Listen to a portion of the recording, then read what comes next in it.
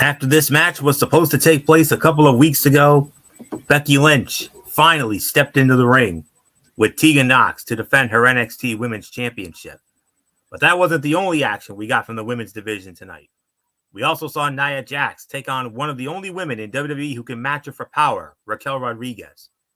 In addition to those matches, we also saw Kofi Kingston take on Ivar in a Viking Rules match in the hopes of putting the New Day versus Viking Raiders feud to bed once and for all. Let's take a look at everything that happened on tonight's edition of Raw, for this is Ridiculously Raw. Welcome, everybody, to Ridiculously Raw, the most must-see show on YouTube and StreamYard.com today. I am your host, Anthony Florio, joined as always by good old MF Michael Fletcher. We are maybe awaiting the presence of the Phenom Michael Volek. If he comes in, we'll catch him up on what he missed. If not, then we hope to have him back with us tomorrow night.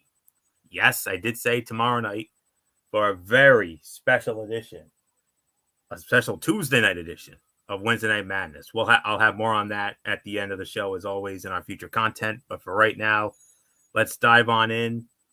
Monday Night Raw live tonight from the CHI Health Center in Omaha, Nebraska. And we started it off an in-ring segment with the World Heavyweight Champion, Seth freaking Rollins, and, cutting a promo, and then he was interrupted by Drew McIntyre. Drew McIntyre comes out, and Seth says, "Let me guess, you want a match?" He's like, "Yes." Well, guess what? We're going to get a match. November 4th, Saudi Arabia, Crown Jewel, Seth freaking Rollins versus Drew McIntyre for the World Heavyweight Championship. Whoa, Nelly. Okay. I'll tell you what. This might have been the most cordial segment that led to a title match of all time. But as soon as McIntyre left the ring, Damian Priest attacked the champion from behind and called for Judgment Day to bring his Money in the Bank briefcase.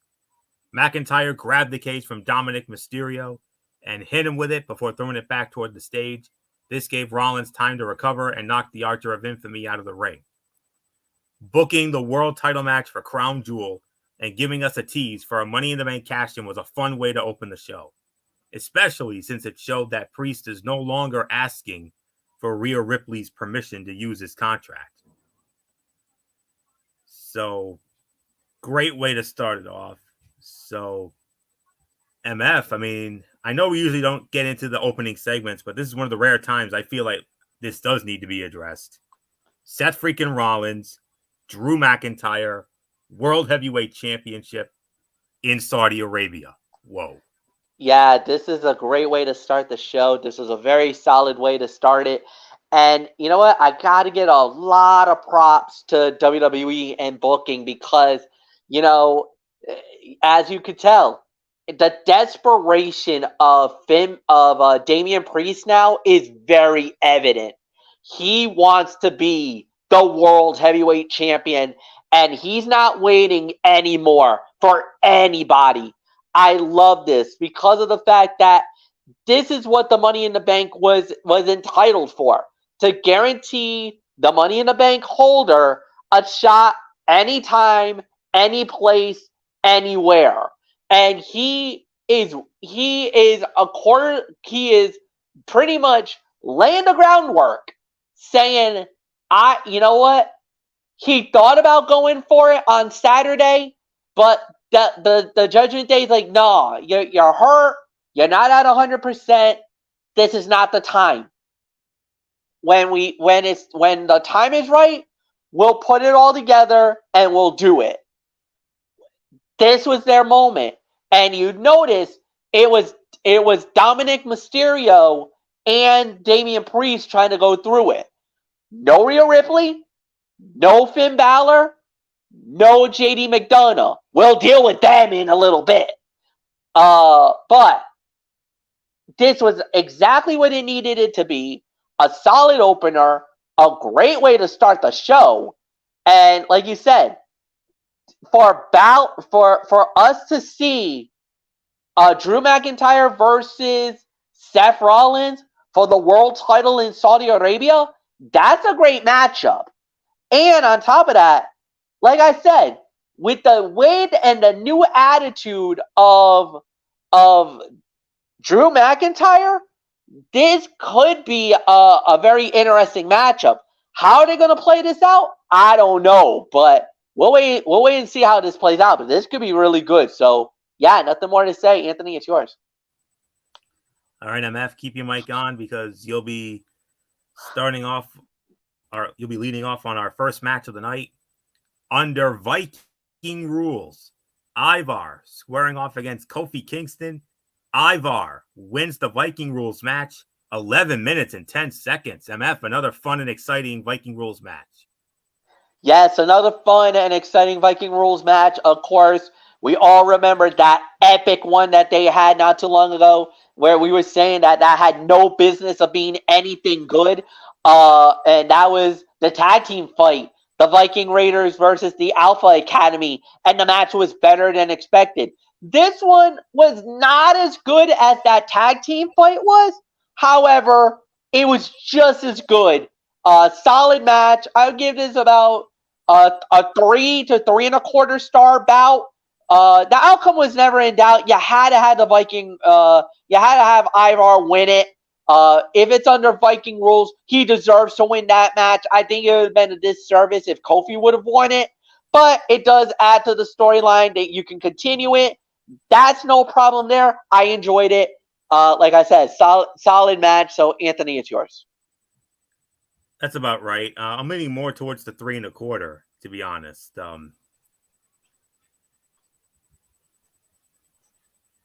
This was more entertaining, just like the other one. It was more entertaining than expected, but these Viking rules matches have exceeded expectations every time WWE has used the stipulation. Ivar has looked great in his singles outings recently, and it's awesome to see WWE using him while Eric is injured instead of just shelving him. The kick Ivar hit right when the bell rang looked great. WWE did not use the big wooden ship piece like we saw in the previous Viking rules matches. It's probably a hassle getting that thing from one venue to the next. Kofi Kingston using Ivar's beard to launch him into a table from the top turnbuckle was a fantastic spot. So 3.25 stars for this. So moving on, we had Nia Jax squaring off against Raquel Rodriguez. Fight gets thrown out, 7 minutes and 15 seconds.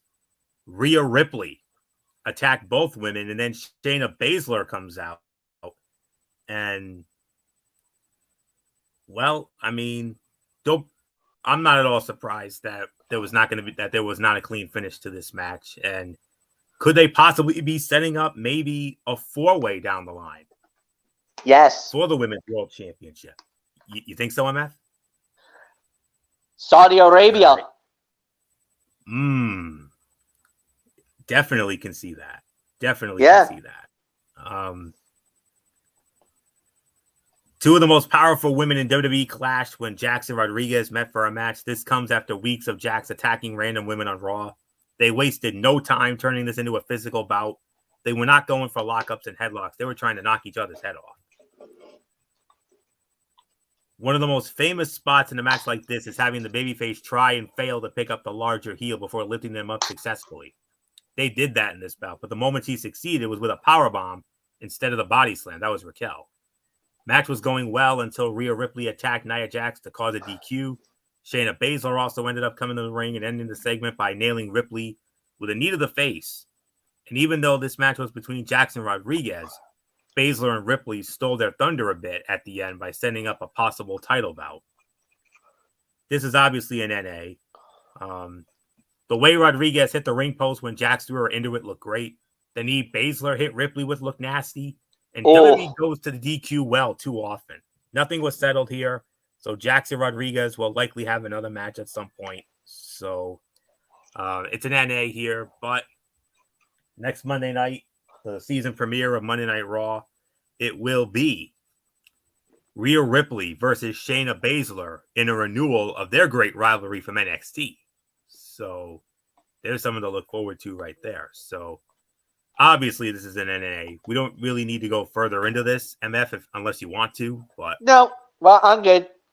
All right, just making sure. All right.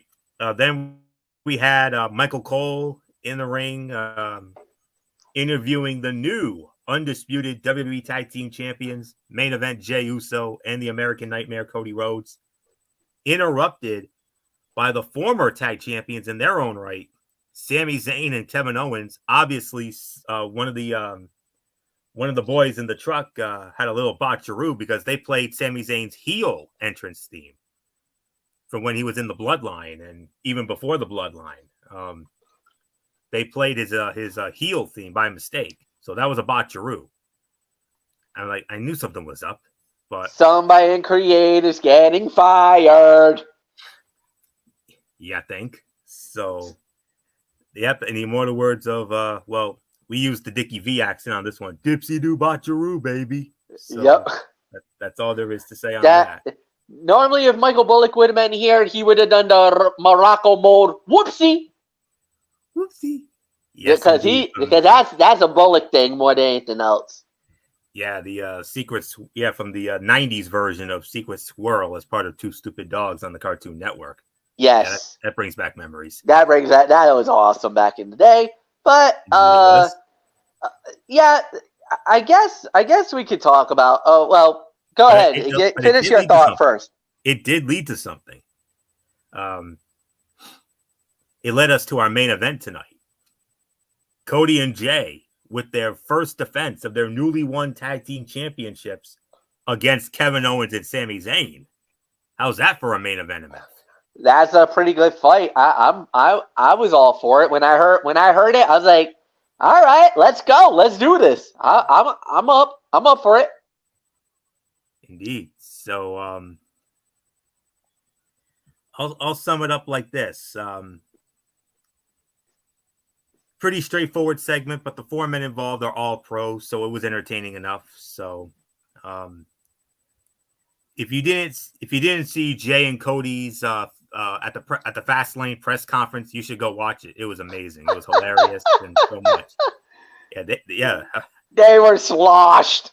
They had a little too many Steve Weisers along the way, folks. So they had so much alcohol in their system. They made Pat McAfee look like a Jewish saint, for heaven's sakes. Oh man. That's really the only thing that came out of this. Prior to the next match, which was a big triple threat match to determine who would face Gunther next for the Intercontinental Heavyweight Championship, they showed Otis chopping Chad Gable backstage as part of his preparations for that match. And then Ricochet was about to enter the ring when he was attacked by Shinsuke Nakamura, which was a follow-up from earlier in the show when Ricochet attacked him backstage. And here we go. High-stakes triple threat match.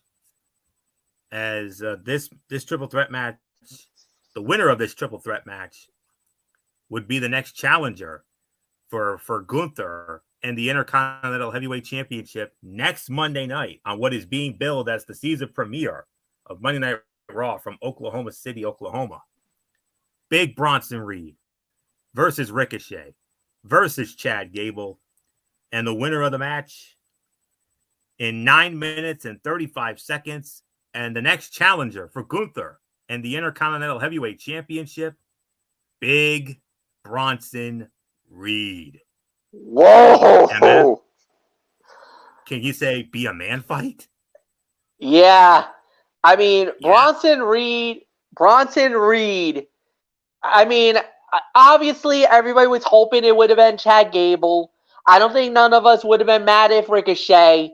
But Bronson Reed gets the shot at the gold, which, fine, no problem. But my God, Gunther, what kind of a match is this going to look like? I mean, Bronson Reed is a big boy. I mean, Gunther's going to have to really fight underneath this time around, because now you got somebody who is just as tall as you are, and even stronger than you are. So, I mean, Gunther, this is one of the rare times where Gunther is actually outmatched by the height and by the weight. So this is going to be a very interesting matchup, to say the very least. So yeah, be a man fight and then some. I hope the WWE crew reinforces that ring next Monday night. That's all I'm saying. So Florio, it's yours. This was a solid 3-star bout. Positively. 3 to 3.25 for this as well. These are 3 very different kinds of wrestlers. Gable is the technician, Ricochet's the high flyer, and Reed's the powerhouse. They were able to work together to use each of their unique styles to produce a highly enjoyable triple threat match. The moments when Chad Gable and Ricochet were alone were fun, fast-paced exchanges, but Bronson Reed using his power and size to perform moves on both opponents at the same time were the best parts of this bout. And the Australian powerhouse was able to secure the win with his patented Tsunami. Oh, how do you not get goosies every time you hear Barrett say that? I mean, yeah. Yep, and boy, he gave us a damn good one tonight. The way Bronson Reed used his weight to whip Gable and Ricochet out of the ring at the same time was a great spot. Chad Gable hitting a full Nelson suplex to send Ricochet crashing onto Bronson Reed at ringside looked awesome. You noticed Maxine Dupree was at ringside. No Otis. Otis stayed in the back. Interesting. Chad Gable hit a nice German suplex on Bronson Reed to show off his strength. He didn't just suplex him. He held him in the air for a couple of seconds first. Oh, yeah. What a spot. That was insane. 3 to 3.25 for this. Absolutely. All right. MF, you mentioned about JD McDonough earlier. Well, here you go. There was a moment earlier in the show. Damian Priest. Oh my goodness! Did you see what he did to JD McDonough? Oh yeah, Yikes. He did, and quite frankly, I don't blame him. I do not blame him one bit for that either. Yeah, because as we all know, it was JD McDonough who Morocco mauled and literally cost Damian Priest and Finn Balor the undisputed tag team championships this past Saturday night at Fastlane. So, yes, indeed. So, and then Rhea Ripley, being, I guess we could call her the unofficial leader of the Judgment Day.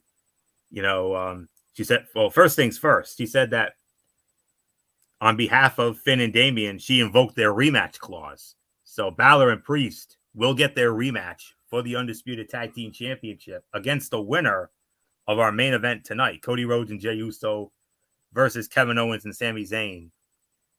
Balor and Priest get the winners next Monday night on the season premiere of Monday Night Raw. So there was that. And then she said to JD McDonough, if you want to prove yourself, if you want to prove your worth to the Judgment Day, take care of Drew McIntyre. And that led to the match. Drew McIntyre versus JD McDonough. Well, somebody got taken care of, but it was not Drew McIntyre. Drew McIntyre took care of JD McDonough, and he did so in an even 4 minutes. So I'll say this. It's about a 2-star bout. It was exactly what it needed to be, which was a glorified squash match that showed Drew's dominance and exposed JD's weaknesses. It wasn't a very long or memorable bout, but it accomplished exactly what it needed to. All right, MF, we got to talk about another big spot here. The back body drop. Drew McIntyre literally sent JD McDonough into the lights with maybe the biggest back body drop I've ever seen. So many people on social media called it a yeet. That's Y-E-E-T. The meaning is a slang when somebody gets launched into the stratosphere, something like that. It's basically like it's like the movie Friday when Debo hits somebody with that uppercut, and then you see Chris Tucker yell out, "Damn!"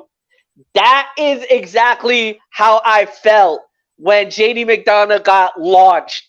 That was a damn launch by Drew McIntyre. He did not hold back, and I've never, like, in all my years of watching professional wrestling, doesn't matter if it's New Japan, AEW, WWE, AAA, Impact Wrestling, Ring of Honor, RWA, whatever.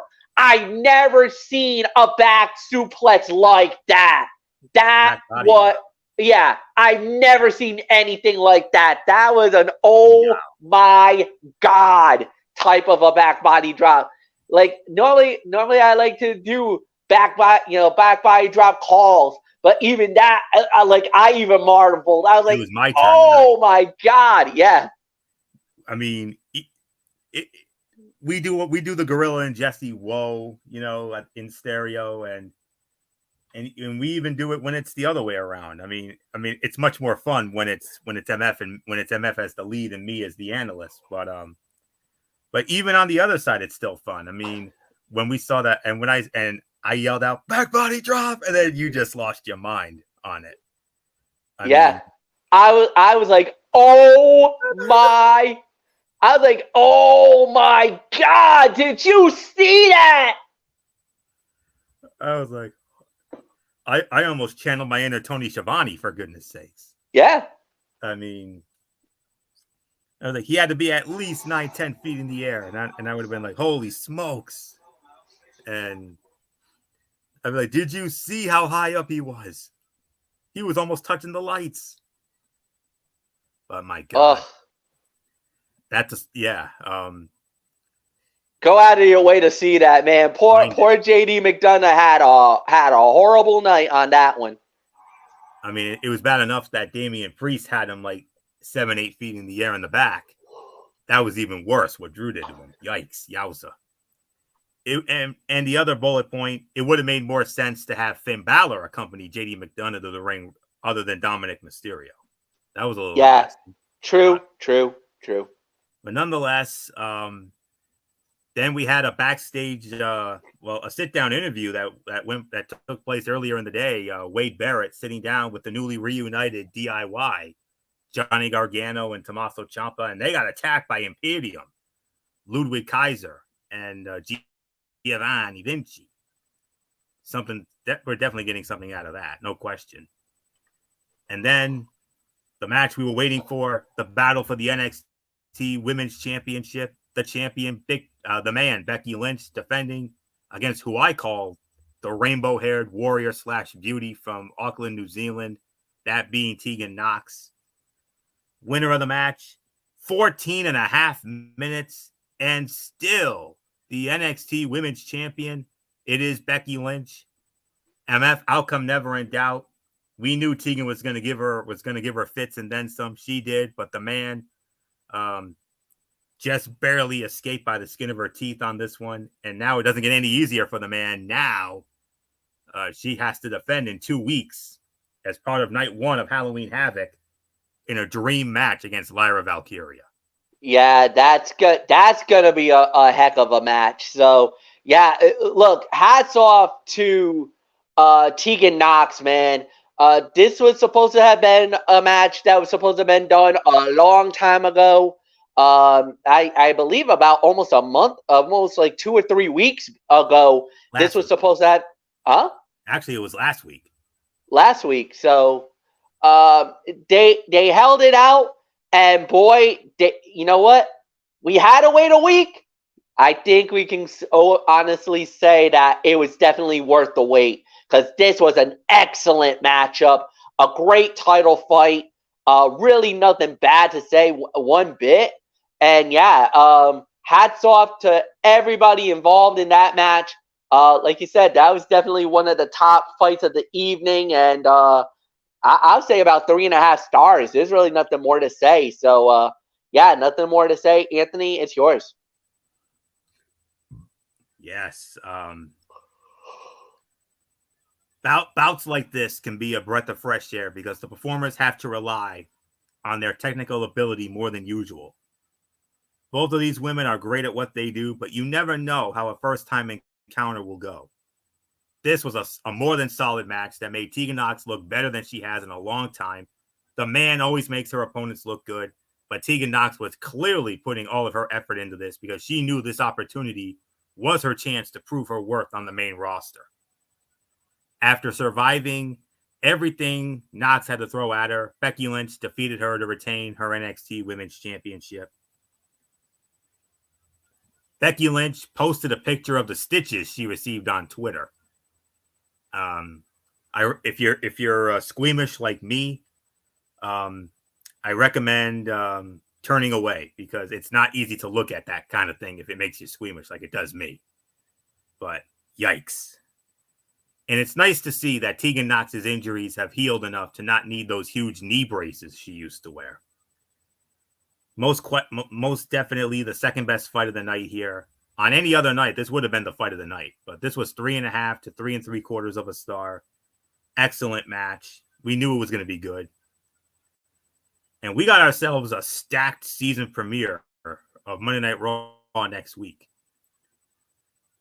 Finn Balor and Damian Priest getting their rematch for the undisputed WWE Tag Team Championships. We've also got Gunther versus Big Bronson Reed for the Intercontinental Heavyweight Championship. Rhea Ripley versus Shayna Baszler, non-title match. And we also have Ricochet versus Shinsuke Nakamura in a Falls Count Anywhere match. And apparently on top of that, we're also going to get Piper Niven versus Natalya in a Be a Woman fight. So, yeah, that's going to be something else. So, all that and more next Monday night, season premiere, Monday Night Raw, Oklahoma City. Get ready.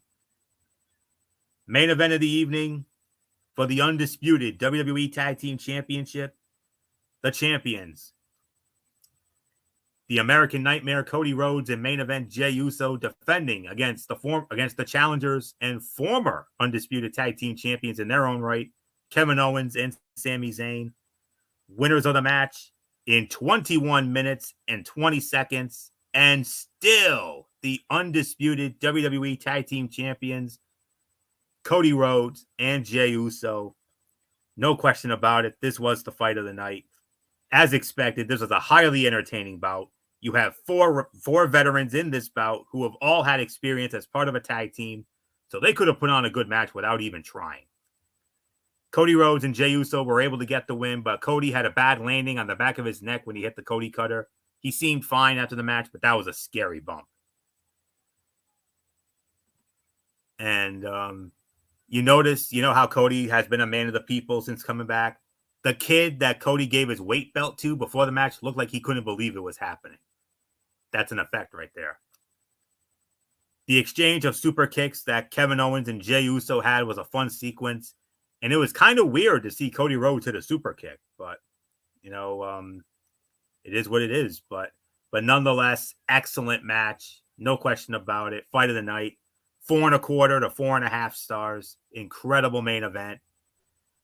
It could have gone either way, but I kind of had a feeling Cody and Jey were going to keep the titles. No big surprise here. And now no rest for the weary, because now next week, season premiere of Raw, Finn Balor and Damian Priest per Rhea Ripley, they got their rematch. They're invoking their rematch clause. So if it's anything like what we saw at Payback and what we saw tonight, we're in for something special once again. So 4.25, 4.5. MF, what a main event. Dare I say, Anthony Florio, didn't this main event have a feel of a NXT TakeOver level type fight? In a way, yeah.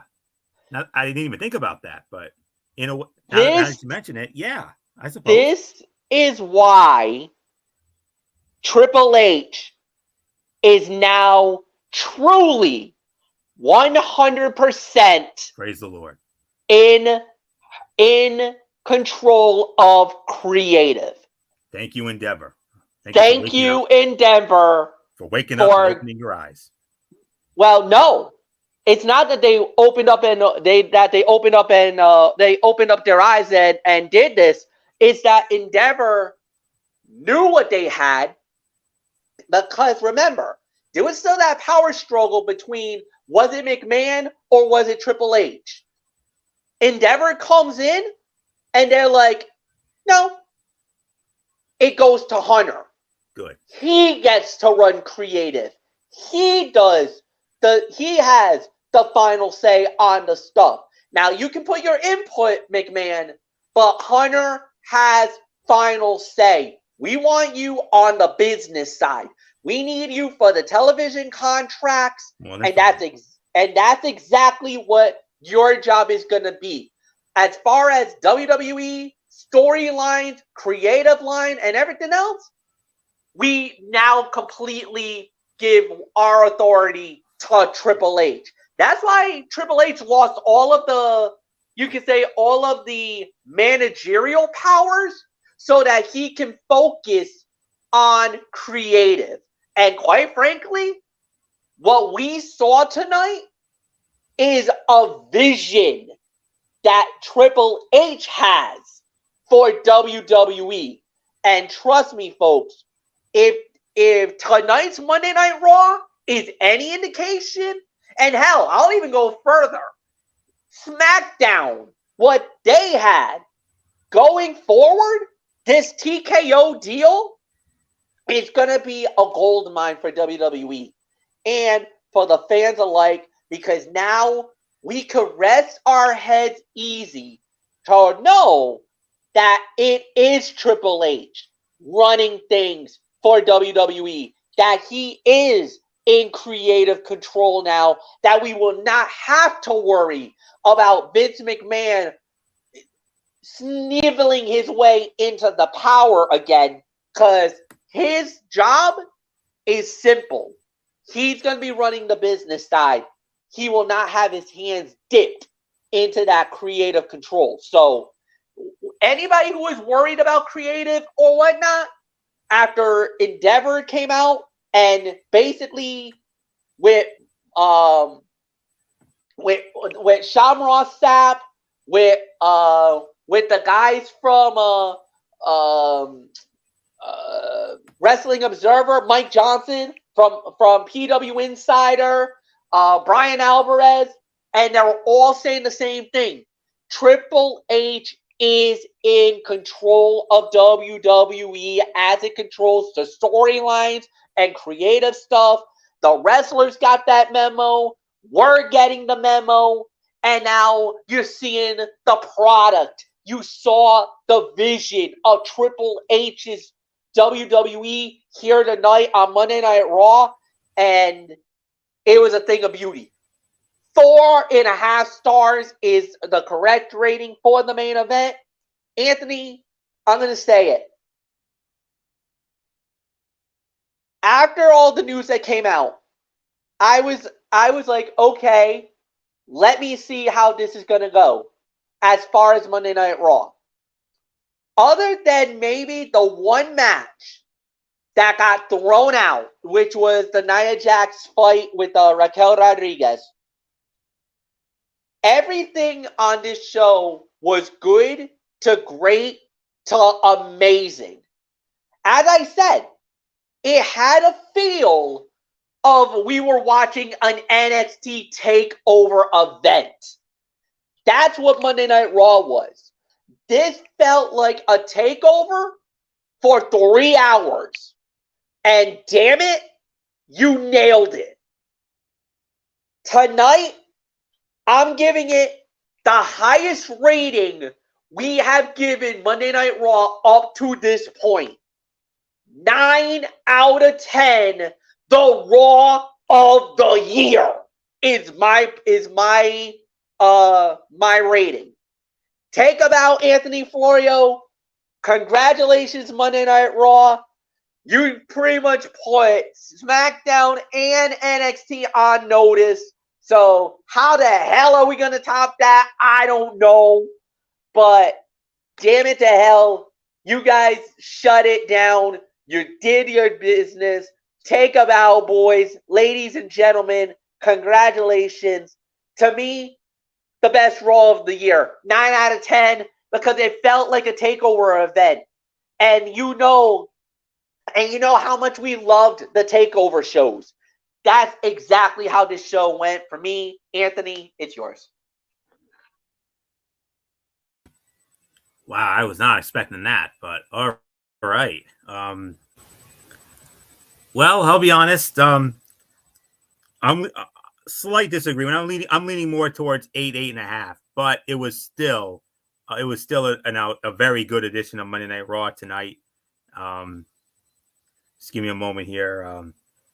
Boy, that threw me for a loop. I was not expecting that high of praise. Wow. Okay. But yes, the last two matches, especially. I mean, the main event for the Undisputed Tag Team Championships, Becky and Tegan for the NXT Women's Championship. A couple of other solid matches here and there. So a couple of good angles. The opening angle with Rollins and McIntyre, and then with Cody and Jay with Sammy and KO there. There were a couple of fights in there.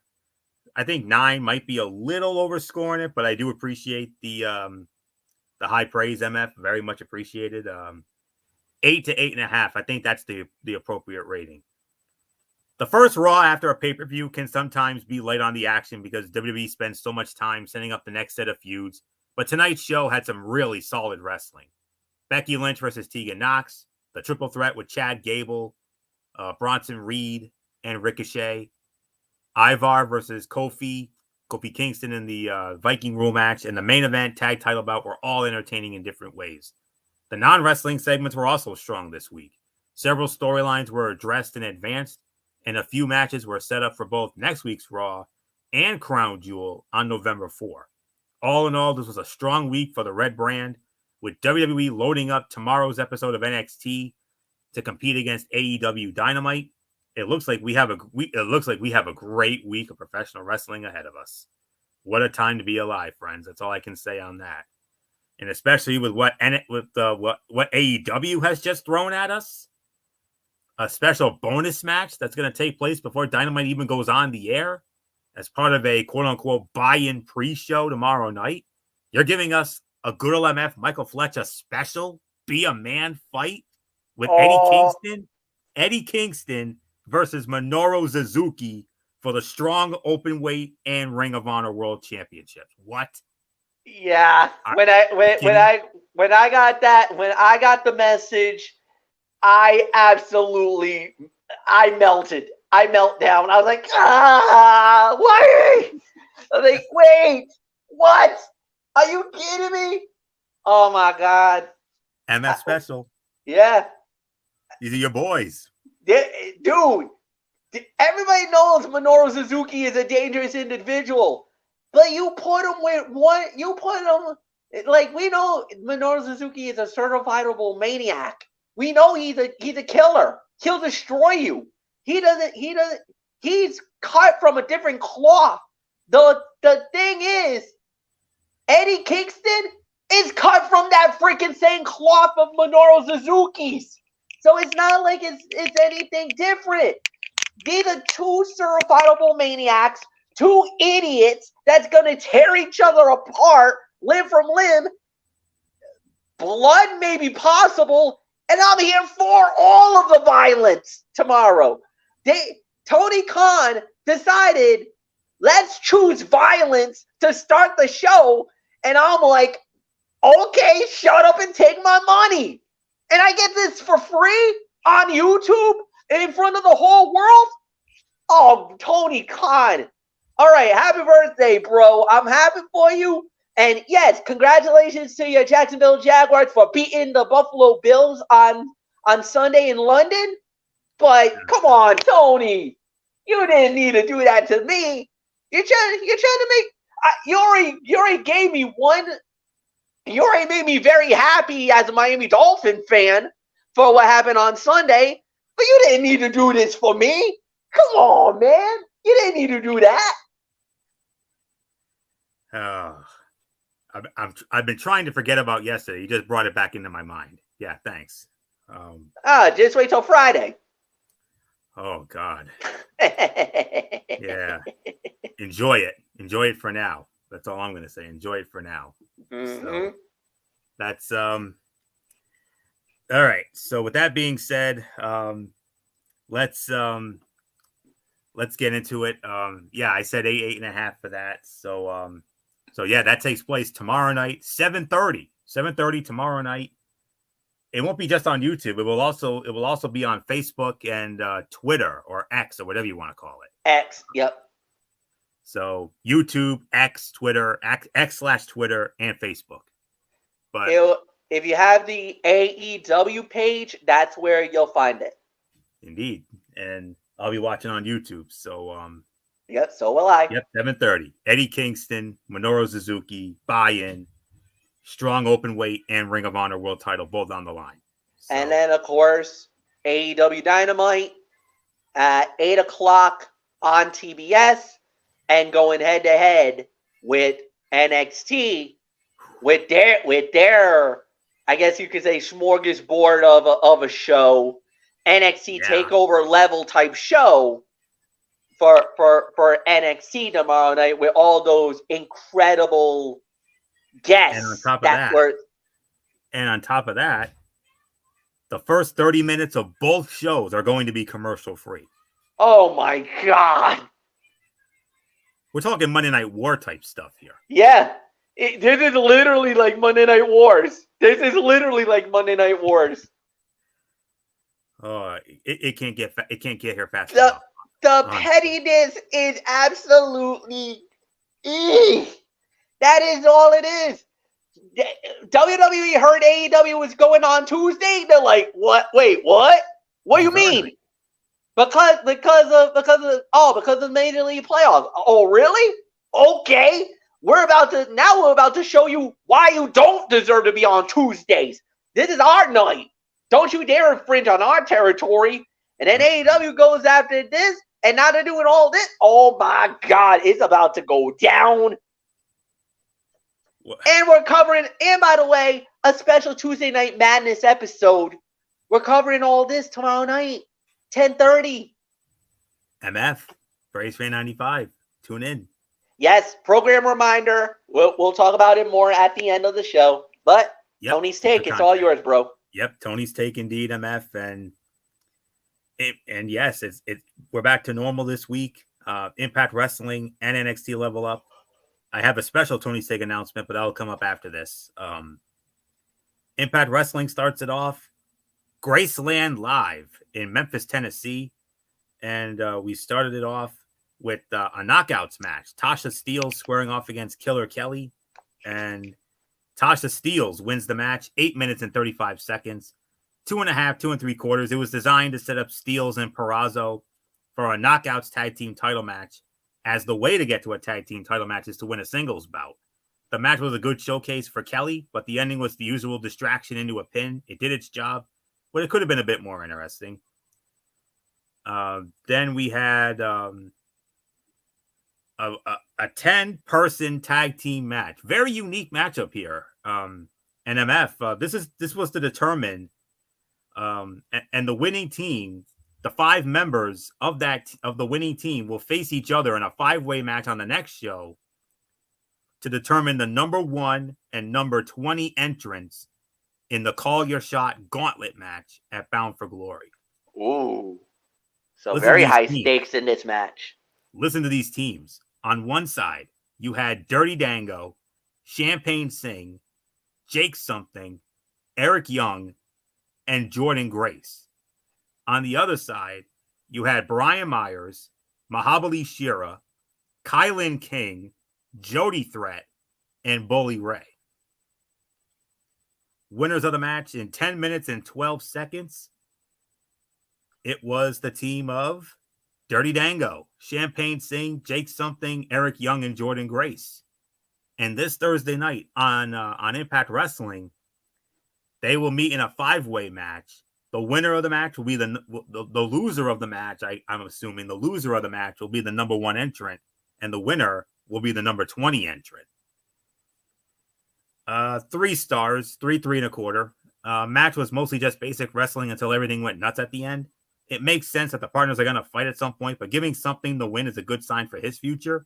Impact seems intent on pushing him, and there are worse options out there. I'm not sure if he wins the Call Your Shot, but he's racking up wins rather quickly. ABC versus John Skyler and Jay Vidal in a fans revenge match. MF, you know all about these matches. It's been a long time since we had one of these. Fans, meaning there are fans serving as lumberjacks with straps, and Jay Vidal substituting for an injured Jason Hotch. And the winners of the match, 8 minutes and 20 seconds. ABC wins the match, 2.5, 2 3/4. This was a one joke match, and they went with that joke over and over. I'm not sure if they needed to keep doing it over and over again, but at least it was something unique for everyone involved. At the same time, though, it wasn't quite the big revenge match as Hotch wasn't there.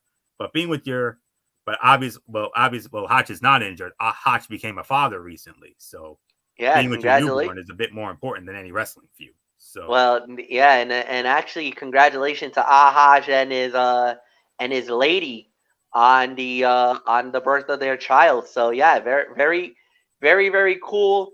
Hopefully they'll get to do that. Hopefully they'll get to run that back someday, so that Hotch can get his comeuppance. We'll say that. Bhupinder Gujar squared off against Moose. Moose wins the match, 2 minutes 55 seconds. Worst fight of the night. We don't really need to go any further into detail on that. Then we had a segment where the Rascals defaced the World Tag Team Championships. They spray painted on them. And Santino Marella was not happy about that. ABC comes in to say they'll get the titles back at Bound for Glory. And then Sami Callihan and Rich Swann come in saying they want the titles. Santino says next week, Rascals, you will defend the World Tag Team Championships on the next show against Sami Callihan and Rich Swann. And the winners will face ABC at Bound for Glory for the World Tag Team titles. And then the main event of the evening, Josh Alexander squaring off against Khan of the Design. Josh Alexander wins 12 minutes and 49 seconds, 3 1/4 to 3 1/2. Alexander being in the match makes things feel a bit bigger, even if Khan is the definition of the run-of-the-mill big monster. The deal with Alex Shelley will add in some extra tension to their title bout as they're making us want to see this fight, and just get rid of the design stuff and it'll be that much better. 7 out of 10, they're in full-on build towards Bound for Glory, and they either set up matches or advance some things that were already set up. That means the show was able to stay focused most of the night, but it didn't make for the most exciting 2 hours. When you know what you're getting, it takes away some of the feeling that anything can happen. But they did a good job of building up towards the biggest show of the year, which takes place on the 21st. So with that, let's set the table for what you can expect this Thursday night on Impact Wrestling, the penultimate edition before Bound for Glory. 8 p.m. on Access TV. 8:30 for those of you who have that Impact Insider membership on YouTube. And then, of course, after the show is over, it gets uploaded to Impact Plus. And that's why you gotta get Impact Plus. I mean, it's really great, especially for those of you who cannot see Impact Wrestling if you don't have Access TV. So, anyways, we have a world. I already gave away really 2 of the matches. Trey Miguel and Zachary Wentz of the Rascals defending the World Tag Team Championship against Sami Callihan and Rich Swann. We have that 5-person match, Jake Something versus Dirty Dango versus Champagne Singh versus Eric Young versus Jordan Grace. The winner, and I was correct, the winner will be the 20th entrant in the Call Your Shot match at Bound for Glory. The loser will be number 1. And MF, I got one other match for you, and you're going to like this. Eddie Edwards versus Frankie Kazarian, Intercontinental Rules. Wow, man, that's gonna 2 out of 3. 2 out of 3. Here we go. 2 out of 3, and that all takes place this Thursday night, 8 p.m. Eastern, Access TV, 8:30 on YouTube for those of you who have that Impact membership, and then of course later in the night, at some point during the night, Impact Plus uploads it. So check it out.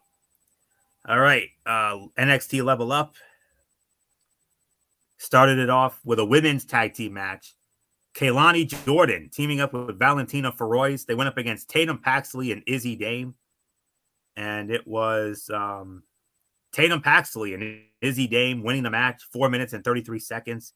basic level up women's tag match. They tried to cram a bunch into 4 minutes, which meant it was never boring. Paxley getting the win is the right call, as she seems to be the biggest star of this group. The finish was unique as well. I'll give it about 1.5. Another tag match. We had Tariq Igwe and Tyson DuPont squaring off against Javier Bernal and Luca Crucifino. Javier Bernal and Luca Crucifino in 4 minutes and 44 seconds. It was just about on par with the opener, though it did not have as much energy. Another 1.5. Main event was Dante Chen versus Drew Gulak. Drew Gulak wins it in 5 minutes and 41 seconds. Nice to see Drew Gulak back in the ring, and he got the expected win. Solid bout, 2 stars. It's a 5.5 out of 10. Not the best this time around, but still an easy show to watch. I'm not really a fan of these level up tag matches, and 2-on-1 show probably didn't help my opinion of what they offered. Better luck next week, I guess. But 5.5 out of 10, so with that will put the bow on this edition of Ridiculously Raw. We want to thank you all so very much for tuning in, as always. Tomorrow night, 10:30, MF channel, Brace Fan 95. That's when we will next see you for a special Tuesday night edition of Wednesday Night Madness, NXT, AEW Dynamite. And on top of that, we'll also be previewing Thursday Night Football as well. A matchup of the Denver Broncos squaring off against the Kansas City Chiefs. That'll be tomorrow night, which means there will be no show on Wednesday night for this week only. And then Thursday night, we have the Week 7 edition of TXN Sports World College Football Thursday. Double main event. Oregon versus Washington and USC versus Notre Dame. Those are the 2 big ones. We got some other ones, but those are hands down the 2 biggies right there. Friday night, we have the Week 6 edition of NFL Friday. We'll recap Broncos Chiefs and get into the remaining action of week number 6. Not the most exciting week, to be honest with you, but we do have, a few standouts from here and there, and we'll get into that on Friday. And then Saturday, we got the Cerebral Smack Talk with MF, Brace Fan 95, Friday Night SmackDown and AEW Collision. We'll be back to that this time around, and then next week we do it all again. So until tomorrow night, for the special Tuesday night edition of Wednesday Night Madness over on MF channel, Brace Fan 95, this is Anthony Florio here for good old MF Michael Fletcher, and in spirit, of course, the phenom Michael Bullock, and always and forever the First Lady, the Twisted Angel, Dee Dee Woodson. You know the routine, everybody. Thumbs up. Talk to you later. Yeah, throw it up Fortune 4 style. Bye for now, my friends. God bless. Be good to each other. Have a blessed Tuesday.